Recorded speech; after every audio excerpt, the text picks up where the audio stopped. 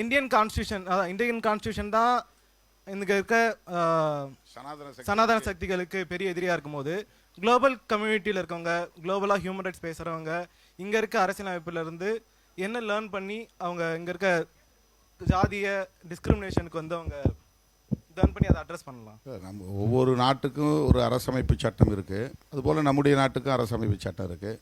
இந்த அரசமைப்பு சட்டத்தில் நாம் என்ன கோட்பாடுகளை அடிப்படையாக கொண்டு ஒரு தேசத்தை கட்டி எழுப்புகிறோம் என்பதற்கான அடிப்படை கோட்பாடுகளை விவரிப்பது தான் பிரியாம்பிள். அந்த பிரியாம்பிளில் சொல்லப்பட்டிருக்கிற கோட்பாடுகளை சர்வதேச சமூகத்தை சார்ந்த மனித உரிமை ஆர்வலர்கள், முற்போக்கு சக்திகள் அறிந்து கொள்ளுகிற போது நம்மோடு அவர்கள் கைகோர்த்து நிற்பார்கள்.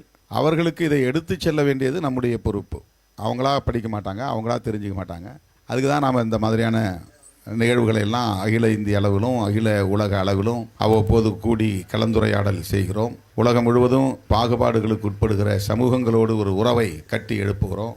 நமக்கிடையில் ஒரு முன்னணி, இப்போ ரோமா கம்யூனிட்டியை சார்ந்தவங்க நம்மோடு பேசுகிறாங்க, பிராக்கிமின் சமூகத்தை சார்ந்தவங்க நம்மோட உறவாடுறாங்க, நாம் அவங்களோட ஒரு நட்புணர்வை வளர்க்குறோம்.